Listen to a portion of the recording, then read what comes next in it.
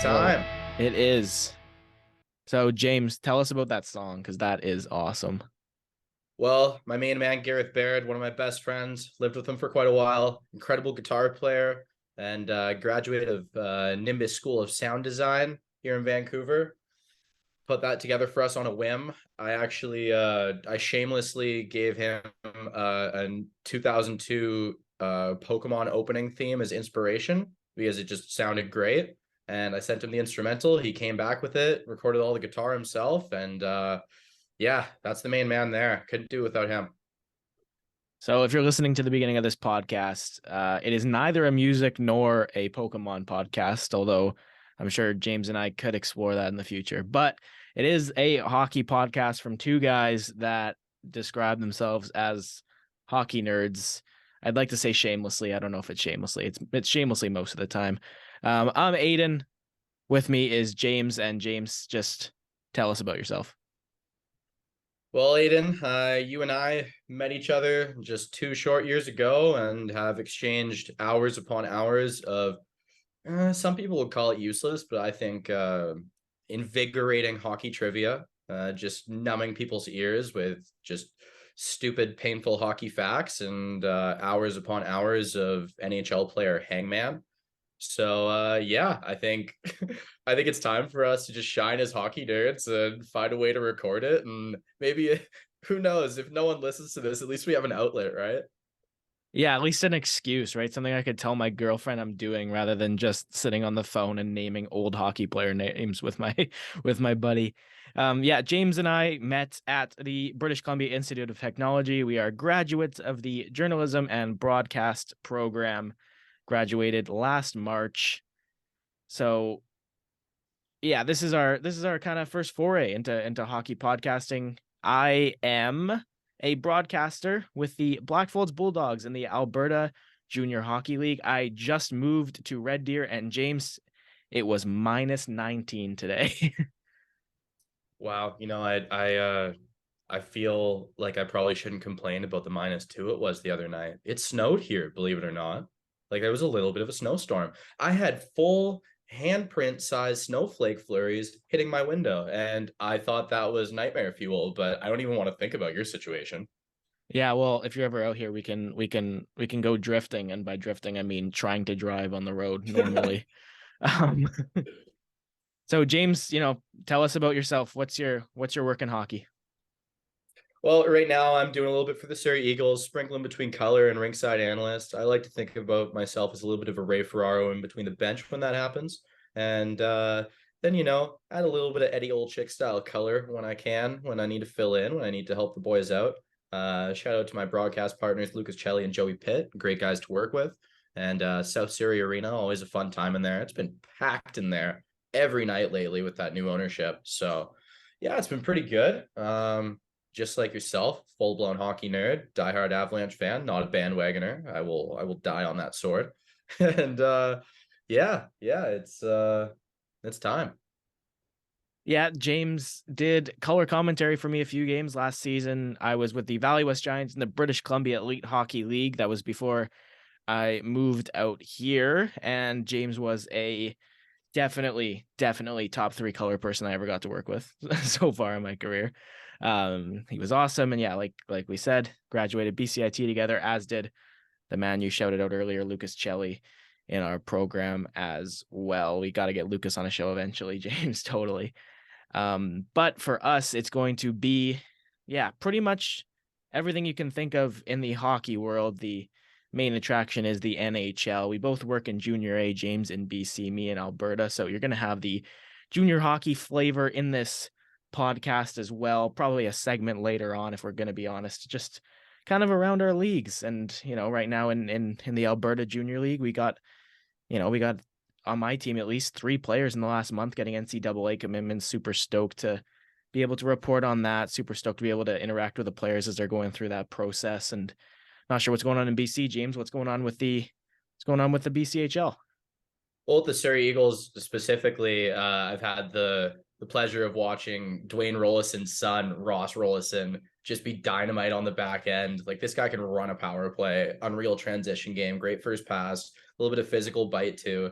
he's been a real highlight. And I mean, getting to watch the Eagles start this season, like they have been flying out the gate. And I'm not saying flying just because Eagles are birds. Like the pun was partially intended, but it wasn't the whole thing. They have been soaring, flying, rising, whatever cliche you want to use.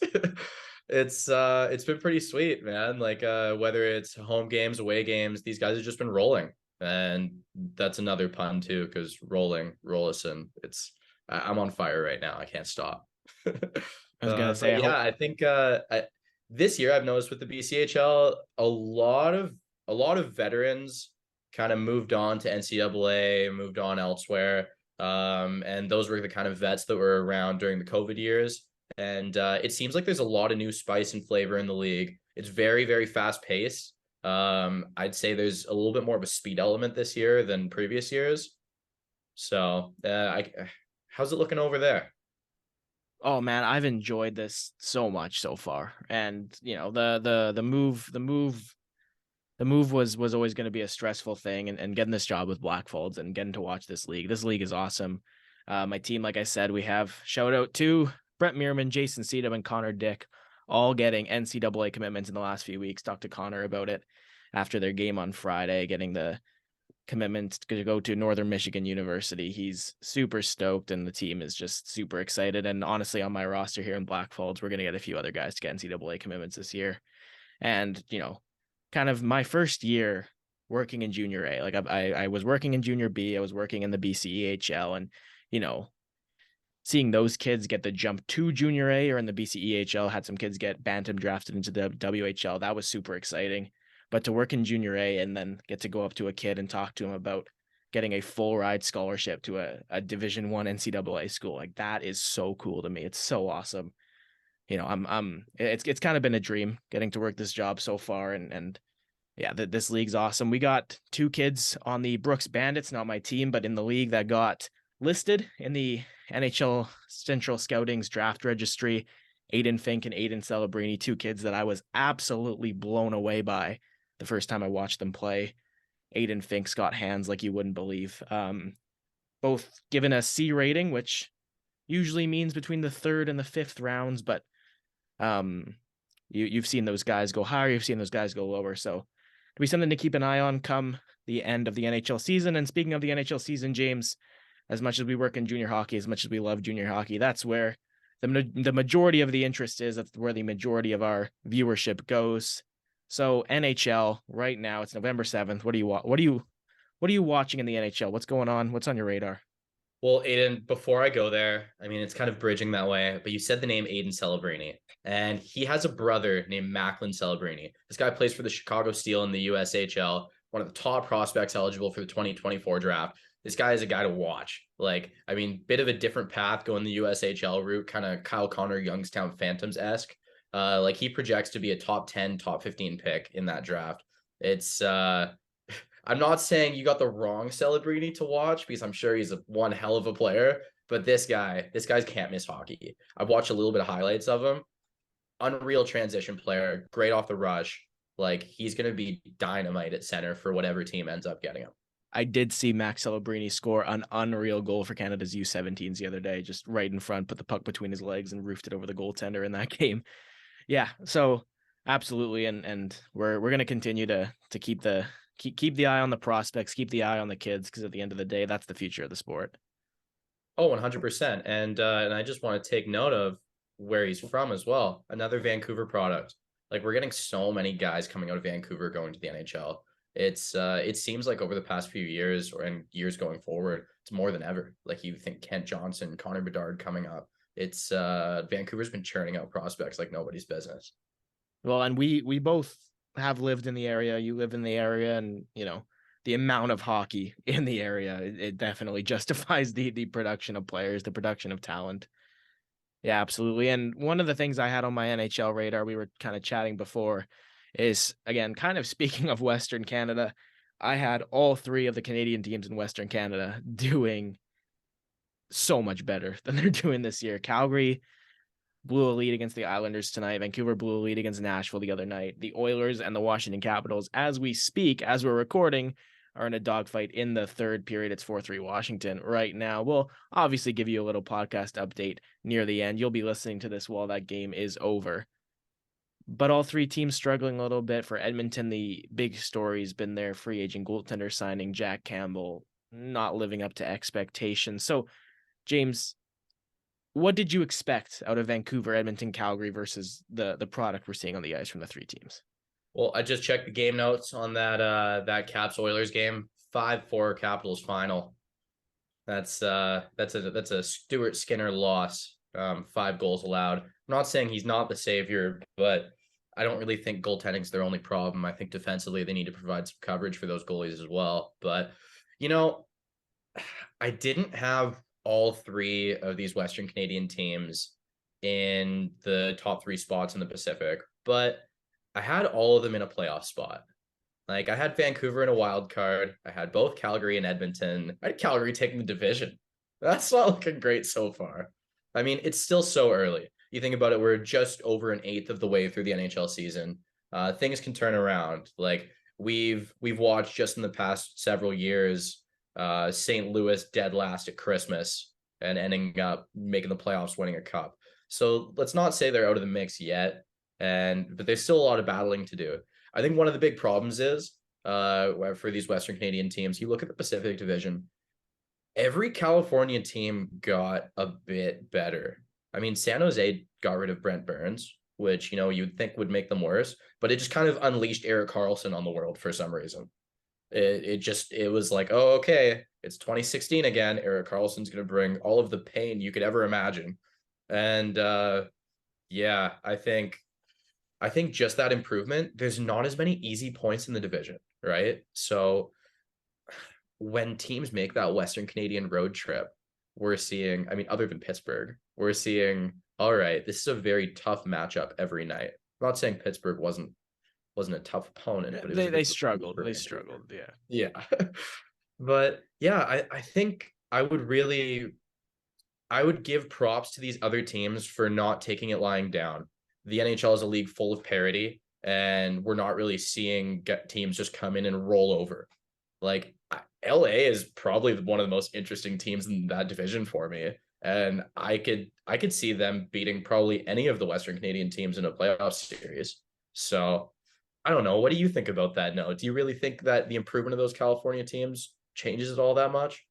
Well, I'm just going to piggyback on something you said. Los Angeles might be one of the most intriguing teams in the NHL because they are getting better. They are on the upswing, but they're not on the upswing for the reasons that I thought they were going to be on the upswing 2 years ago. Like Quentin Byfield and Alex Turcotte, to me, those are 2 guys that are going to take these franchises to new heights. Correct me, they're both in Ontario, the AHL. Byfield just got sent down.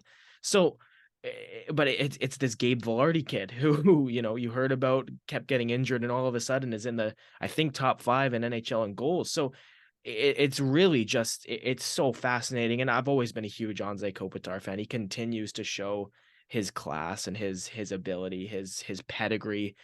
Yeah, like you said, the only team that I would say is kind of below my expectations this year in the Pacific Division, I did think the Anaheim Ducks were going to be able to take a step forward. As much as they did have Ryan Getzlaf apart, I thought the addition of Mason McTavish, John Klingberg, I thought that team was going to kind of take a step forward, and they maybe stagnated a little bit, but overall, you're absolutely right. You didn't even mention the Vegas Golden Knights, who are having pretty much a 180 from their season last year, and a season ridiculed by injuries that wise people probably should have predicted would have been turned around this year. And by wise people, I mean not me, because I didn't have them in a playoff spot when I did my predictions at the beginning of the year.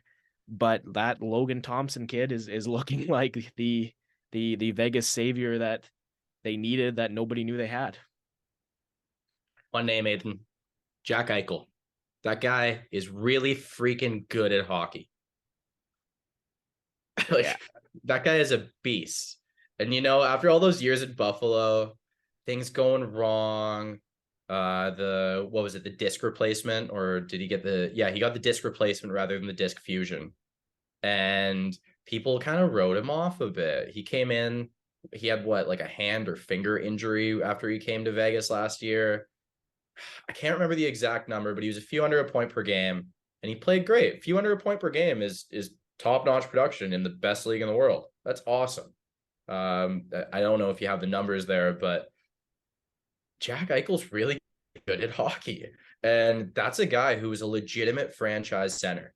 Like, don't you remember back in 2015 when he was coming up to the draft where it was like, yeah, if McDavid's not in this draft, Eichel's a number one draft pick.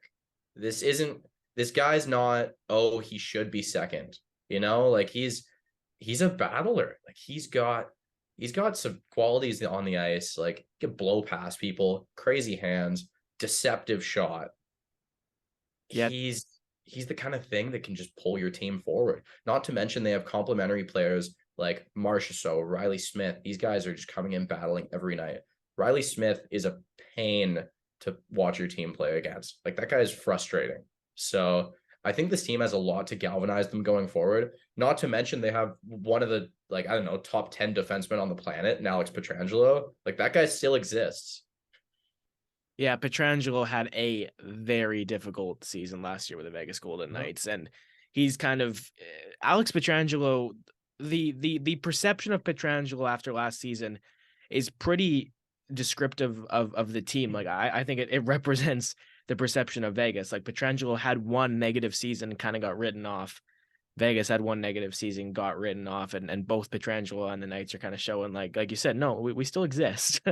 Yeah, Jack Eichel, even in Buffalo, 2 seasons above a point per game, including I know one season he played under 70 games, I think at 36 goals, and yeah, he always had this in him. He always had this ability, and it's in this league personally, no matter who you are, who you play for, I want to see the talent.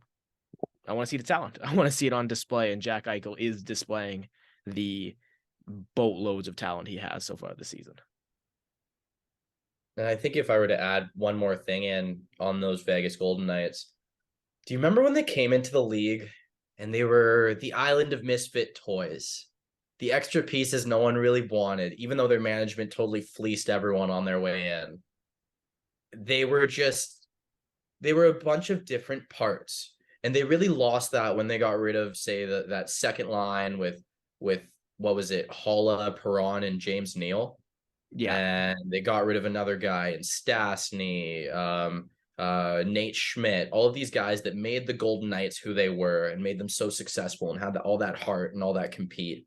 And I think now that the expectations are down, they're back to that. They're back to jumping on teams because, yeah, these are all these top pieces from other teams that didn't quite fit in or management wasn't able to fit them into the puzzle. This happened, that happened. And now they're all on Vegas. And, the overactive mover is the one that's not the one he's not the one that's the most comfortable. And last year, all the injuries, all these guys getting settled in with each other, it was bound to be a write-off. But they come in now, they all know each other better. Chemistry's better. And I think this is just a juiced up band of misfit toys ready to make everyone pay. Well, and you kind of touched on the fact that Vegas last year, it was something that needed to come together. And that's what we're seeing this year is the result of it having come together. And we're talking about the Canadian teams in the Pacific Division. I think Calgary is a year behind where massive changes with the Flames, right? I'm not, whether or not on paper they got better or worse, there was a massive turnover. Gaudreau, Kachuk, Goodbranson out, Uyghur, Kadri, Huberto in are the major storylines there. And I was one of the people that did think they got better on paper, but no matter if they got better or worse, that was like you can't understate what that would have done to that team, what that would have done to that room. That is a huge shakeup.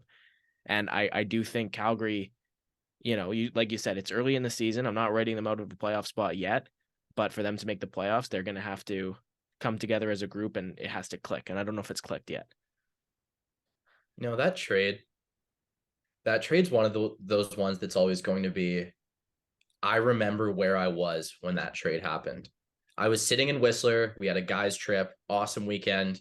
Me and like 11 guys sitting at the table at Longhorn restaurant. It it was a long day, and all of a sudden, because like I don't know, out of 12 guys, I think 8 of them are hockey nerds. We all of our phones buzz at once, and I just look up and my jaw drops. My roommate at the time, Colton, he looks at me and he's like, I I don't know what I'm looking at right now. I don't know what this is. Is this real?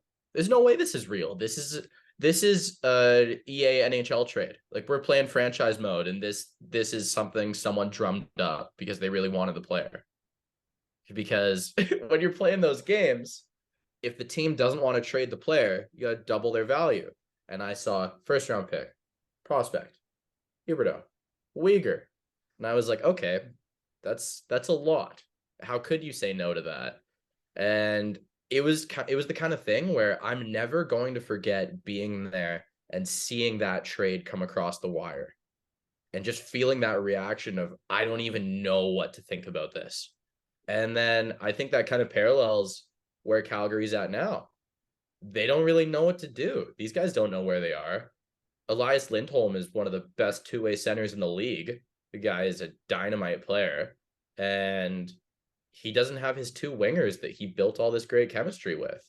So now you just got the shuffleboard there. You got one of the greatest coaches in the world, best of his era in Daryl Sutter, and and a lot of very talented pieces. It's just making it work. It's finding the right combination. It's getting used to each other, the right timing. You know, we could see them go on a 7 to 10 game heater sometime late in the year and propel up the standings. At some point, they could just figure it out. But right now, I was just watching that Flames Islanders game, and I don't know, they just collapsed, lost a 3-1 lead, 4-3 overtime loss, Noah Dobson OT. They just kind of look like a shell of themselves. They look where they were so dominant. Even the first couple games of this season, I watched them play, and I was like, oof, these guys are scary. But I don't even really know what to think now, and I don't really think they do either. I think it's just like Vegas. It's going to take time. Yeah, no, I 100% agree with you. It's kind of funny that you mentioned where were you when? Because I was not too far from your hometown when I got the little buzz on my phone. I was up near Bowser on Vancouver Island, not too far from your hometown of Port Alberni when I got that buzz, and I remember calling one of my friends who's a Panthers fan, and hearing just the devastation in his voice that his favorite player and Jonathan Huberdeau got traded. But yeah, you're right. It's the other thing that is kind of influencing my judgment of the team is the fact that no matter where they are right now, whether it's the roster, the state of the team, how they're playing, it could have been so much worse.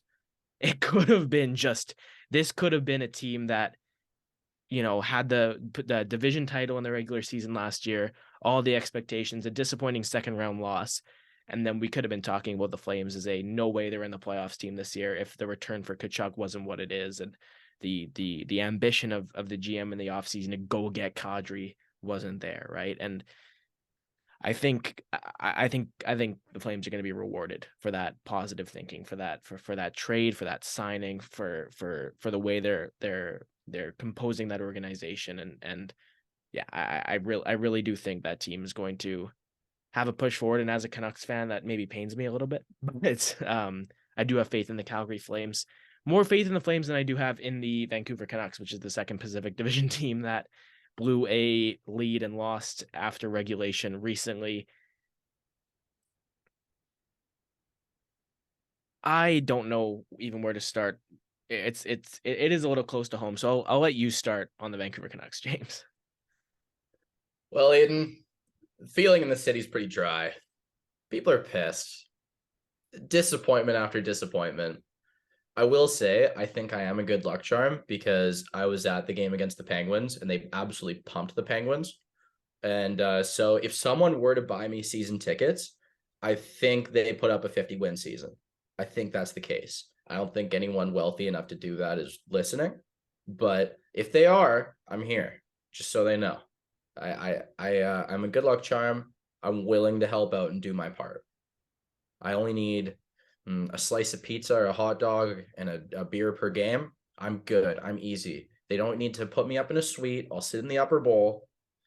I can help the team out. But I think with this Canucks team, you look at what management said last year when they came in.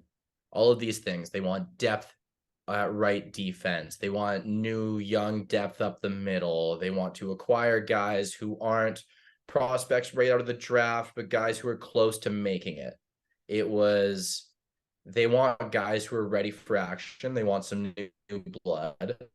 And Horvat hasn't been traded. There's no wood to knock on, but Horvat hasn't been traded. He hasn't been signed either. But JT Miller was signed a huge extension.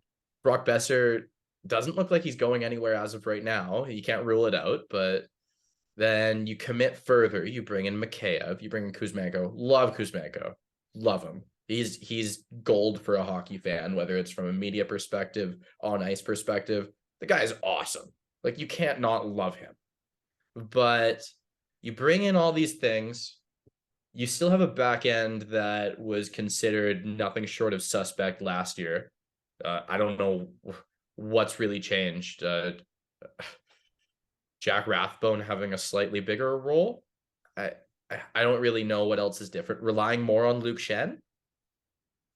I don't know. These don't really seem like the biggest formulas for success. I like both of those guys. I'm a fan of both of those guys. Love Luke Shen. Awesome hockey player. He's saving my fantasy team right now with all of his hits and blocks and penalty minutes, that is. But I think this is just, it's a lot of moving parts. And I don't really think this market or the team, anyone on the roster, management, I don't really think they have the patience to wait for the team to work out the kinks per se. I don't really think that's the right move. I think something needs to change. Yeah, they've won a couple games now. Still early. They really could turn it around and make a wild card spot. It's not out of the question. But they just look so uninspired. In the games they lose, it's just like something's just missing. There's just an air around the team. Like, do you remember watching? Oh, this is such a terrible comparison. Do you remember watching Carolina when their only good players were Eric Stahl and Cam Ward? And how it was like they skated out there just ready to just take a beating every night. They tried, they'll put in an effort, but you just see a lot of uninspired hockey. And then it creates an uninspired aura around the team for the fans, everyone around. I just don't really see much that gets me excited. That's pretty much the best way I can put it.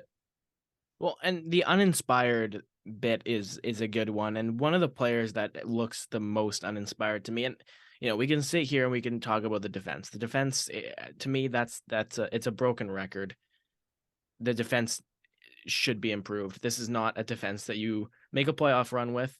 This is not a defense that a strong team will be proud of. But last season under Bruce Boudreau, the team did so well with a mediocre defense.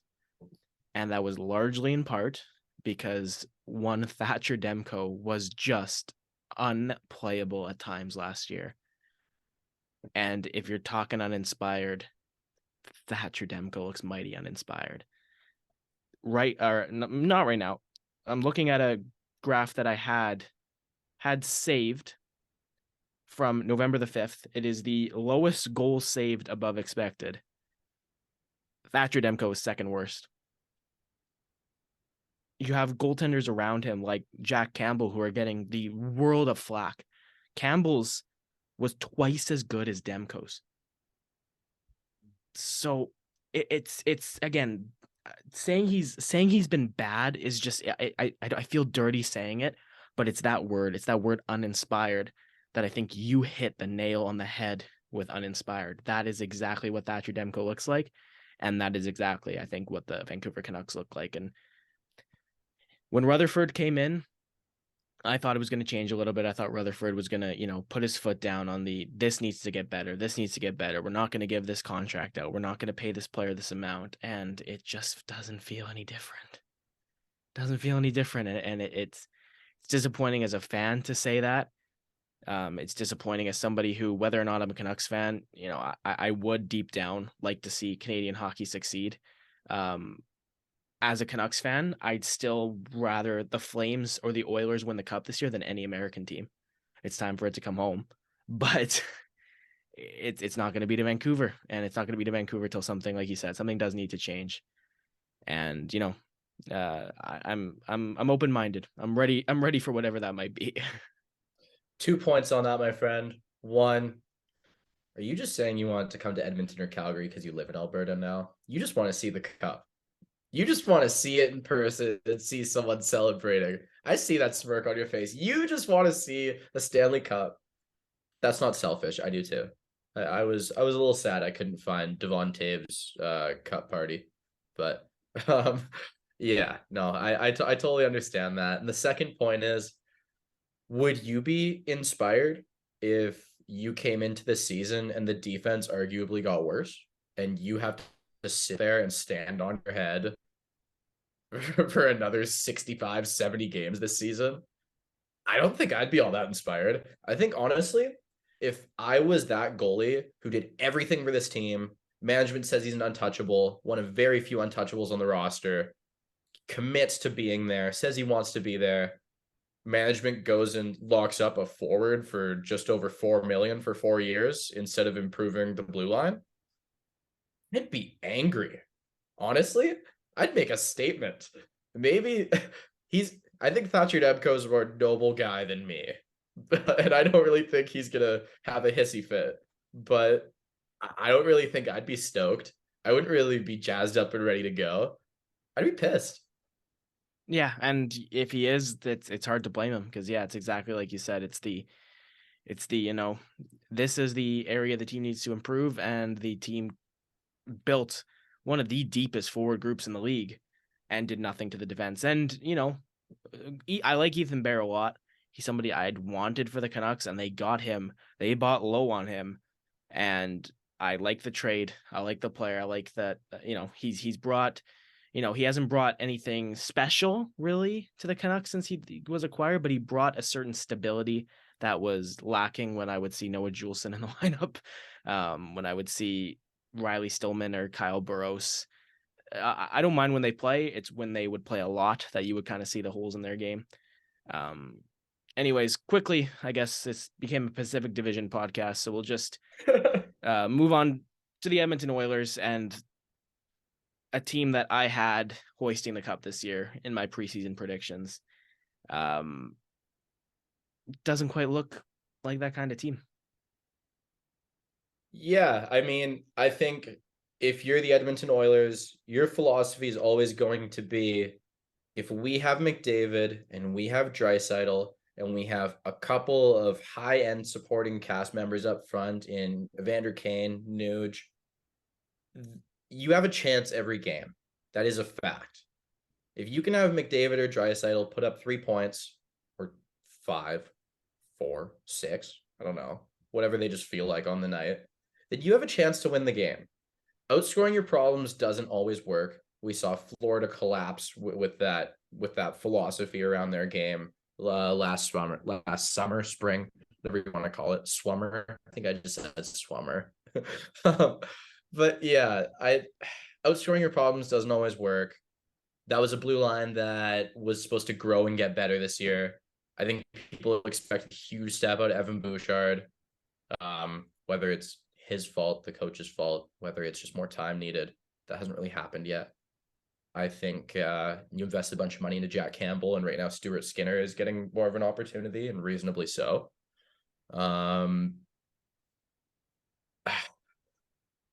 I think that's a team that's going to absolutely catch fire, and they're going to be second or third in the division, and they're going to make it past at least the first round of playoffs.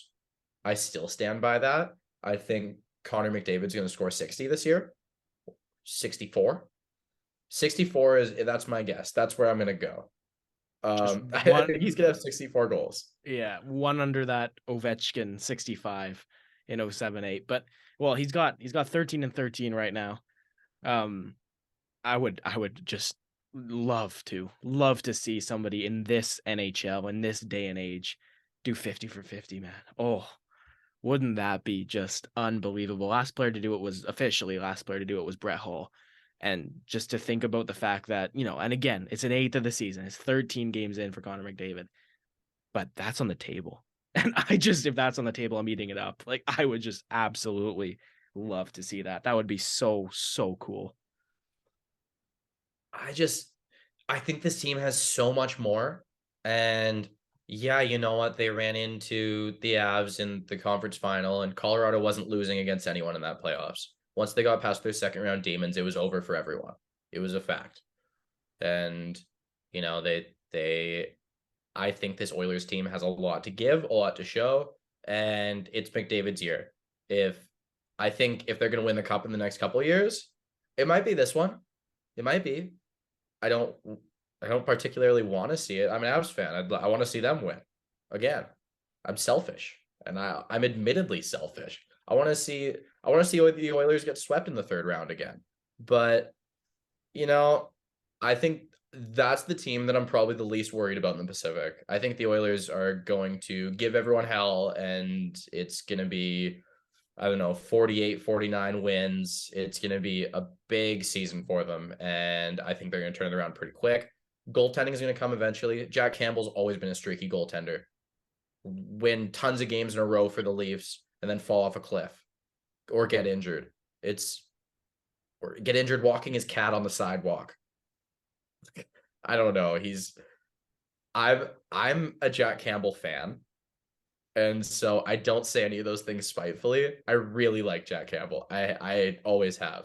Him making it and getting a big NHL contract after going from can't miss prospect to nobody to backup goalie to starter. That's movie worthy. That's an awesome career arc. I hope he succeeds, and I think he will. Don't think Stuart Skinner's the answer, but I've been proven wrong time and time again. So I'll die on that sword too. So I think I was going to keep the Oilers thing short and sweet, but no, I think they're fine. That's the team I'm least worried about. Okay, so a lot of Pacific Division talk. Not sure that was super planned, but we've given our 2 cents on the entire division, every team in the division, almost every player in the division. One of the things that I know we were both watching in the last little while that I think is super cool, NHL Global Series, Columbus, Colorado in Finland, Patrick Laine scoring in his home country, Mikko Rantanen scoring a hat trick in his own country. James, you're an Avs fan. What was it to you watching your team play in Finland? Well, I can't mention that without touching on the fact that Arturi Lehkonen also got on the board. That's another Finnish player getting on the board in his home country. It was really cool. I got to see there was videos on the Avs social media of Lehkonen and Rantanen taking a dip in I don't know, a river, a lake, in ice cold water because they're in their home country. They're representing for their team. They're representing for their family. They're representing for where they grew up and who they are. I think it was really awesome. I think it was the kind of thing where yeah, it's like 10 games into the season, so it doesn't have the same flair that the preseason one that Nashville and San Jose had going on. It's not the same flair and coverage on social media necessarily, but it was a lot of fun to watch. It was really cool to see a team that I've been a fan of my whole life go do it. And then, just like we said, the best part was the players who are in their home country really getting to enjoy it and just getting to relish in that spotlight. Yeah, no, absolutely. And yeah, it's one of those things where the NHL is in Canada and the States, but there are so many players not from Canada and the States. So, the people in those countries get to watch the pride of their countries in many cases play at the highest level on TV, right? And it's just the allure of getting to go there, getting to go to a country that is, just as crazy about hockey as we are, but doesn't have that pro league. It's super cool. And it's a super good thing to me the NHL is doing, because it's being done in a let's grow the sport, let's grow the league perspective. And I just, if that's what you're going for, it's, to me, it's never a bad thing to try and, have your product and your sport expand and touch places and be places it wasn't going to be before. And I think it's really important going forward for it to maybe not go to obscure places in hockey, but I believe we've seen it in China, and there's all this talk right now about Australia. So I guarantee all of these all of these managers who want to go on a trip to Australia are going to be aggressively hunting Nathan Walker because obviously whatever team he's on is going to get to go. It's a fact. He's the only player in the league from Australia. So he's going to be there. Like a team might even have some deal in place where no, we're getting you. Like this is it. We want to go to Australia. It's a fact. And I actually have a little bit of hockey roots in Australia when my grandfather finished playing junior hockey and he was playing amateur senior league, whatever you called it back then. They tried to start a league in Australia, and I believe it's still going. And I have his jersey still today of when he went and played quote unquote pro hockey in Australia. So, I always think of my grandpa when I think of hockey in Australia. And I think the NHL should really target places like that and places like Slovenia, Franze Kopitar, like places that have a guy or two where they can really expand and grow in a different market and keep that pushing forward. Absolutely. And one of the things that's kind of been on the radar of hockey fans, nothing is concrete about doing it or not doing it, but a World Cup of hockey has been in the cards. And to me, I don't know if I was in the minority. I don't quite know what the overall consensus was, but I would have much rather have seen a World Cup of hockey with 8 of hockey's top countries or 12 of hockey's top countries like the Olympics is than a Team North America U23 and a Team Europe. I wasn't a huge fan of that. So to me, getting to, go to places like you said, like a Slovenia to get the eyes on Anze Kopitar, to wherever, if it means then that sport gets grown and then down the line you get that World Cup of hockey that has the Austria, the Switzerland rather than the Team Europe, that's what I want to see too. Completely agree with you there, man. It's something that needs to keep pushing forward. And I won't say you're in the minority. It was kind of a love-hate relationship for me. Like I loved watching all the young stars put up all these crazy highlight reels. Like I will never forget the Nathan McKinnon goal on Lundqvist. That was one of the most fun highlights I've ever watched. And we had Matthews, McKinnon, McDavid all in the same squad, just putting up highlight reel after highlight reel. It was a really good time. And I think that would be cool for like a start of tourney exhibition or something like that, if that could work. But I think just like you said, having each team be able to each country be represented by a team, at least the major hockey powers. I think that should be the focus, and that's what it needs to be if we're going to go this route. Well, and kind of on a timely note, the World Cup of football starts in exactly 2 weeks' time. I am Portuguese, so I have the foot in the hockey camp through my through me being Canadian, and a foot in the football soccer camp through being Portuguese. And just, I'm not saying that the World Cup of hockey is ever going to reach the notoriety and the spectacle that the World Cup of football is, but you couldn't ever imagine seeing a team like a Team Europe, Team North America youngsters at the World Cup of football, right? Like that's just so absurd. And to me, if the World Cup is gonna replace something like the Olympics and be that premier international best on best tournament, you need to have it more like the World Cup of football than like the 2016 World Cup of hockey, where there's a qualification process that you go through, and then it is the teams that came out of that qualifying that will play each other. And my first major hockey tournament I remember watching was the 2010 Olympics in Vancouver, and Slovakia was one of the best stories of that tournament. They ended up finishing fourth, but they Slovakia wasn't even in the World Cup of hockey. They were part of Team Europe, right? And so for me, it was something like you said, love hate, because it was so much fun to watch, but at the same time I was still sitting there watching Team North America thinking I just would have rather have seen Switzerland play Finland in this game. Completely agree. And, I think for all of that to happen, it's going to have to be some kind of agreement with the IIHF. And it's going to have to be maybe use the World Championship as like the yearly World Championship as a qualification process, because there are several levels to that. If you look deep, there's Mexico and other countries playing each other in like Group F of the World Championship yearly. And, maybe eventually they work up those ranks, and that's something they could use as a model for getting this World Cup exactly where it needs to be for us. That was somewhere I don't think James and I thought we were going. So we are going to kind of move on. What's next on your docket? Next thing I got for you is a little bit of a fun one. We've seen a lot of exceptional status players in the Canadian Hockey League rise up these junior ranks. The guys that are highly touted, guys that are labeled can't miss prospects by the time they're 14, 15 years old. Like Sean Day. Some of them work out, some of them don't. You just mentioned the one that really didn't, Sean Day. Most people don't even know who that guy is anymore. He actually is still in the NHL system. I believe he's in the A right now, I think but Tampa, if I'm not yeah. mistaken. Yeah. And why not take a chance on him? Why not give him a go? I mean, I don't think it's going to work out, but I've been wrong before. And I hope I'm wrong. I would love to see that guy have it be the end of a success story.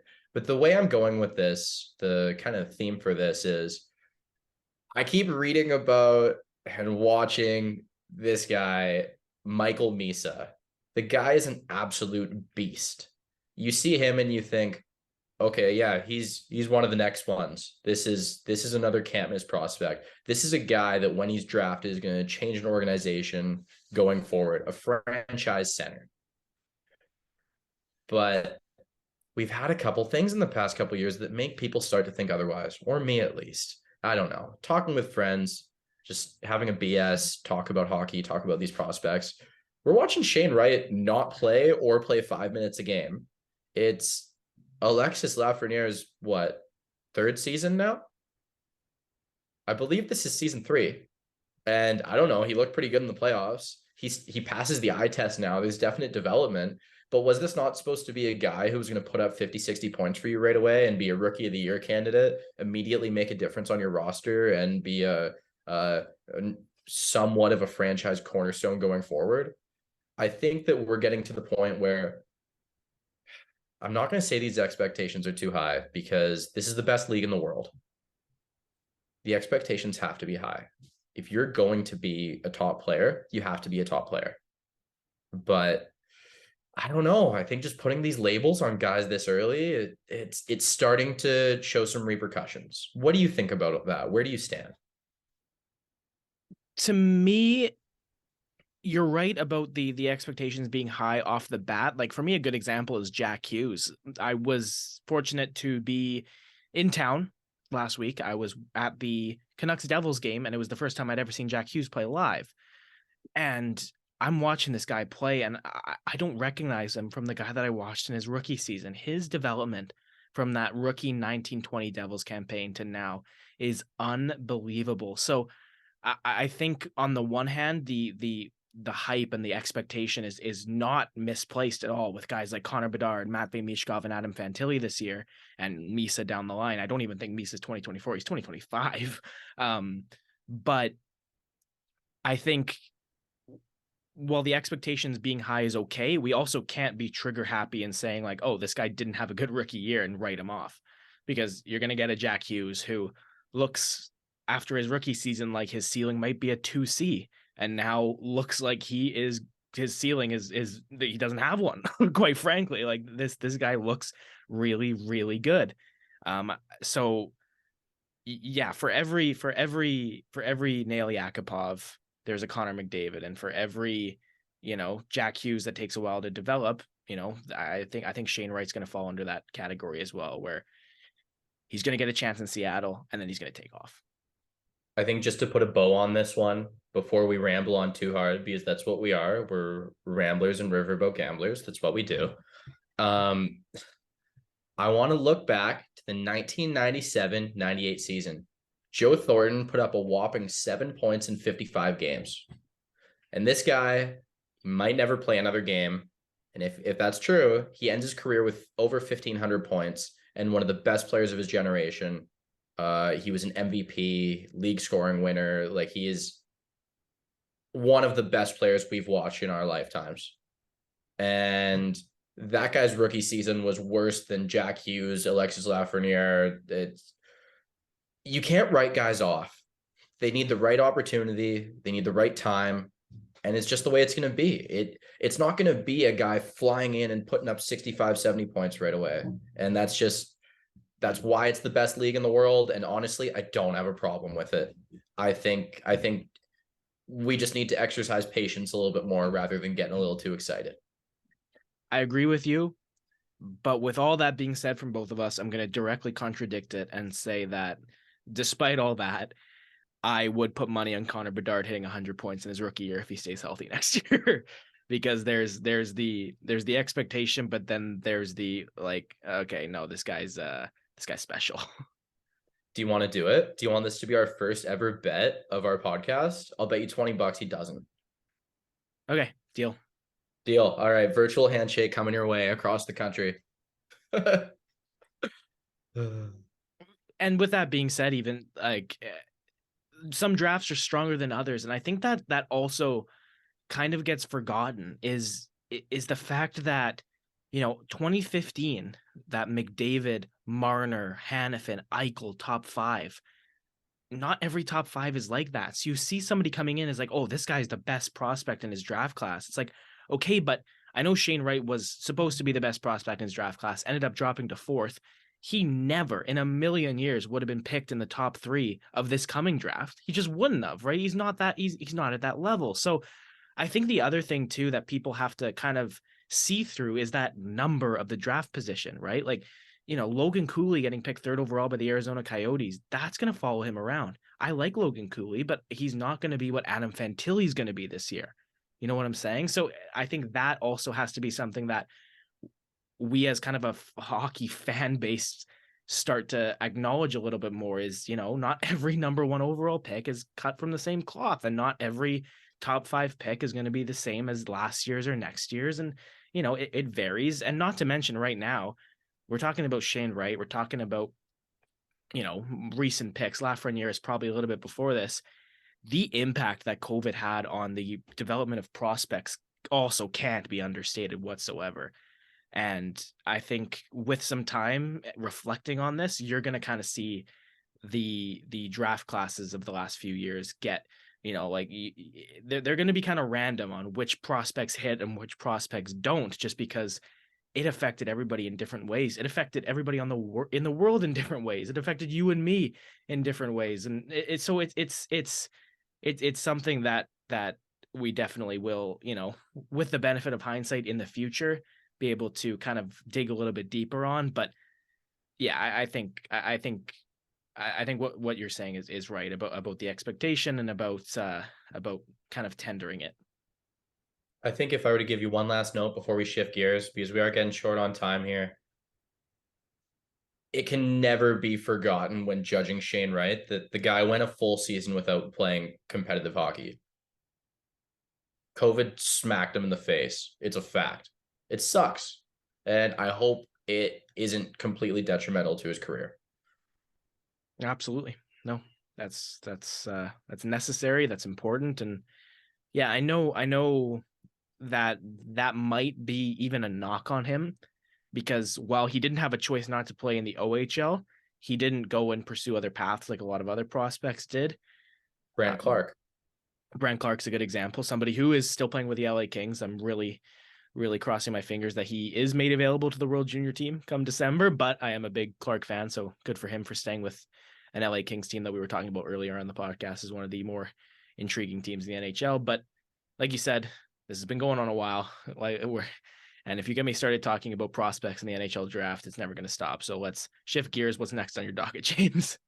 Well, Aidan, before we go, I have two quick games for you. First one I'm going to do is, this is one, I don't know, we could do it maybe monthly, definitely not weekly. I would like to say, tentative name for this one. Would you like to hit the panic button? Or are you going to be optimistic and watch going forward? So what this is going to be is we're going to take a look at the NHL standings, and more specifically, the teams at the bottom. I'm going to completely ignore a team like Arizona, which we had no expectations for. Honestly, their 4-6-1 record is probably better than expected. And you can thank the GOAT, Carl Vejmelka, for keeping them in games. The bane of every gambler's existence. So, all right. Columbus Blue Jackets, 3-9-0 record. Just got pumped twice by the Avs in Finland. They added a couple pretty solid players going into the season, but we all knew that a first line center was absent. So Columbus Blue Jackets, panic button, or are you optimistic? It kind of depends on what their expectations are this season, but I'm gonna go optimistic because, like you said, the players they added, like Johnny Gaudreau, yes, is in his late 20s, but to me, Johnny Gaudreau is still gonna be there when Kent Johnson becomes that first line center, when Cole Sillinger becomes that full-time second line center, and all of a sudden your woes at center are no longer with those two players that will be studs are going to come up and they're going to fill those spots. I'm a big Jack Roslovic fan, but he's not a first line center. So I think they know what they have. And I think cautious optimism moving forward.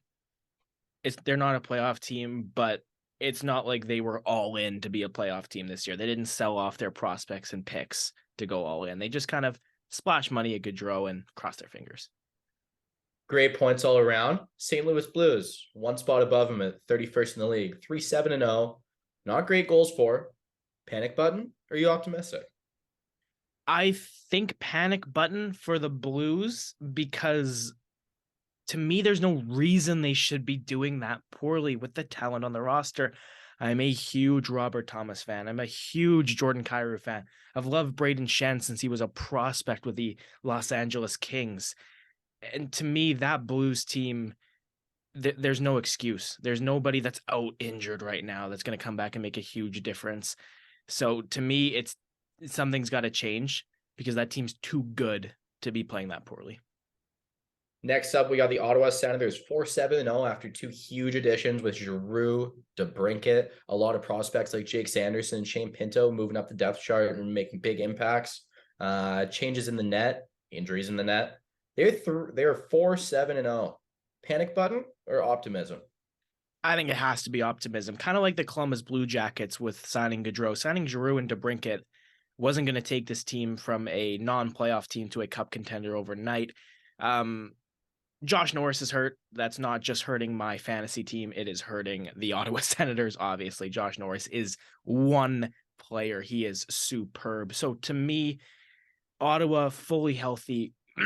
And the Senators didn't make as many changes as a team like the Flames, but I also think Ottawa's hasn't really found the perfect combination of players. I think once the Sens click and once you see a little bit of development on guys like Norris, like Pinto, like Batherson, like Sanderson, that team's going to go from, I think 20 points out of the playoffs last year to a staple in the top three of the Atlantic Division. I think expecting them to be a shoe-in playoff team this year was probably jumping the gun a little bit, but that team is a team built for the future. So struggling in the now is no reason to lose our heads. All right, I'm gonna give my first warning and introduction to my cat Mina. She never shuts up, so this podcast will probably feature approximately 3 to 5 meows per episode. So just letting you guys know that. All right, we're gonna go ahead here. So I'm gonna skip 4 teams because we've said way too much about the Pacific Division, and we're gonna do just 2 more. Pittsburgh Penguins, 25th in the league, 4-6-2, nightmare fuel Western road trip. Just the worst road trip they could have imagined. 4-6-2 through 12 games. Panic button? Or are you optimistic? This is probably the most no-brainer panic button to me in the entire NHL. And I'm going to quickly just read you a list. And this list is the top 5 prospects of the Pittsburgh Penguins going into this season. Samuel Poulin, Owen Pickering, Pierre-Olivier Joseph, Joel Blomqvist, and Nathan Laguerre. You can't expect that your future is set with those players. Like Columbus, for instance. You've got Kent Johnson, you've got Cole Sillinger. I'm a huge Yegor Chenahov fan. Like there are pieces that are coming up in that organization that are cause for hope with Pittsburgh. Yeah, totally. Oh, and that was their 6th overall pick this year. Yeah, superb defenseman out of the Czech Republic. So with Pittsburgh, they have been going all in to win for so long. And I think the chickens are coming home to roost as far as the aggressiveness in trading. And, as much as I wanted this to be kind of like a last dance season for them, for Crosby, Malkin, Letang to make another push. It's not surprising me that they like you can't beat time. It was always going to come, and whether it was going to come this year, next year, 2 years from now, the Penguins were going to have to look themselves in the mirror and acknowledge that their best days are behind them. And I think for that reason, it's hit the panic button for the Pens. All right. That's it's I won't say it's a hot take, but it's a sizzling take. I like that one. That's the first sizzling take of the pod. Final team in this little game we've got going on here. Nashville Predators. 5-6-1 through 12 games, and it's worth noting that they started the season on a different continent. Panic button? Are you optimistic? I would also say panic button for the Predators. Again, kind of just looking at that team and thinking, okay, that's a team that expects to make the playoffs. That's a team that made moves in the offseason to make them more ready to win in the now.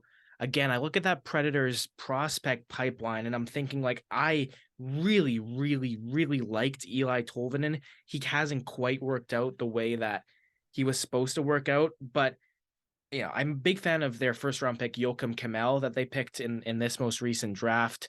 They do have Russian goaltender Yaroslav Askarov, so the prospect pool isn't as thin as Pittsburgh's is.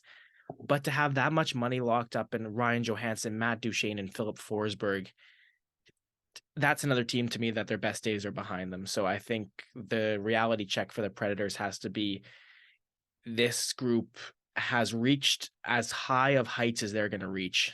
And now you have to assess what the best road for the future is. And I don't think cup aspirations is the answer to that question. All right, we're going to shift gears to one more quick game. This one is a little bit less of requiring takes. So what we're going to do with this one is we're going to look at two stat categories in the NHL. And I need you to name as many as you can of the top 5 players in that category. So we're going to start with goals scored because there's a little bit of unfamiliar faces in that one. Well, Connor McDavid, we touched on it, 13-13. He will be at or close to the top of that leaderboard. Bo Horvat for the Canucks is in double digits with 10. He will also be up there, just because he's the reason that I am not first place in my fantasy league right now. Erik Karlsson is my next name on the goal scoring charts.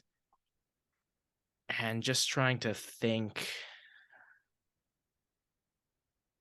I know Matthews is behind. I think he's only got 6. Horvat, Karlsson, and McDavid are the 3 that I'm confident with. You're 3 for 3 on those ones. The next 2, honestly, you might get one of them, but the other one's a reach. I have faith, buddy. I have faith. You got this. You got some pep in your step going into this one. We were flying through the first episode of this pod. You're ready to fire off at least one of these 2. Do you want your first hint? I'm gonna go Jack Eichel. All right, who are they? Well, number 5, we mentioned him earlier in the episode, Gabe Vilardi. Absolutely. Number 4, for the most exciting team in the NHL, the Buffalo Sabres, Victor Olofsson. I like Victor Olofsson for what he is. And what he is a guy that is going to go to the right spot, receive the puck, use his elite shot to score goals, get a ton of power play points. And yeah, Gabe Vilardi, to me, he was a guy that going into the 2017 draft, I would have had no problems with the Canucks picking him 5th. Of course, they ended up with Pettersson. I'm not going to complain about that. But it's good to see him kind of battle through numerous injuries to reach a level that it looked like he had the potential to reach in his draft year. All right. So next stat is goalie wins. And there is a 1, 2, 3, 4, 5, 6, 7-way tie for second with 6 wins. I need you to name 5 goalies of the top 5. I'll take any of those other ones though. Because there's some pretenders there. Yeah. Well, with again, I was confident with the first three goal scorers. I said I'm confident with none of these goaltender names I'm going to throw at you. And you But shouldn't be. no, and you saying that is going to make this guess kind of seem a little bit silly. But Vasilevsky. Vasilevsky is not on the board. He has 4 wins and he's in a tie for 17th right now. Wow. Well, we know it's not Thatcher Demko with 1 win this season. Jack Campbell's not going to be up there. Oh. It's just you get 1 hint per round. That's it. Well, with as good as the Boston Bruins have been, I've got to say Linus Ullmark has to be up there. They just won their 11th game today. Undisputed number 1. Okay.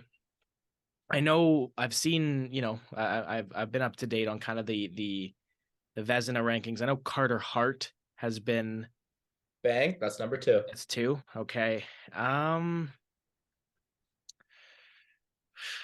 Again, I don't want to make it. It feels like an obvious guess. I love this Rangers team, and I love Igor Shesterkin. Is Shesterkin another one? Number 3. Okay. You're being nice because I almost would have made me stop at Vasilevsky when I got that wrong. But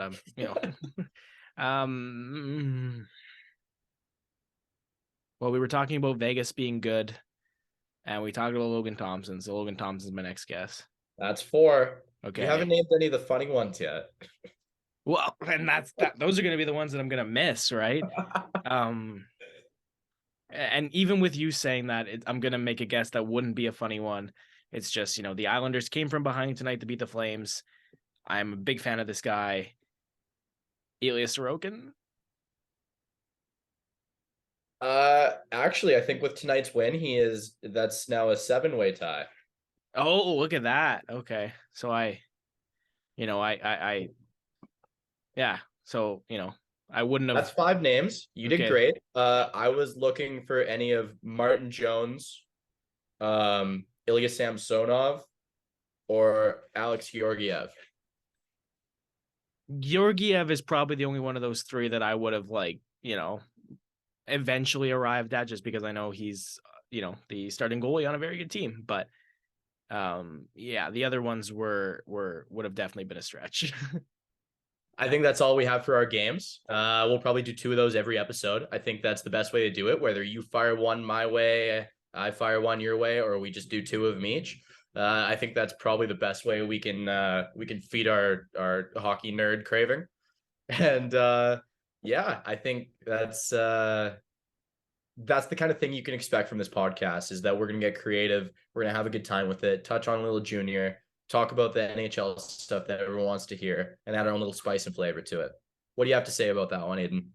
Enjoyed it. And, this is, we kind of touched on it earlier in the podcast, but as much as this is a product we're trying to establish, and we're trying to, start a little thing that for us to do, it's as much just an excuse for James and I to hop on a call and talk hockey for a while. So I hope that comes across to the listener as well.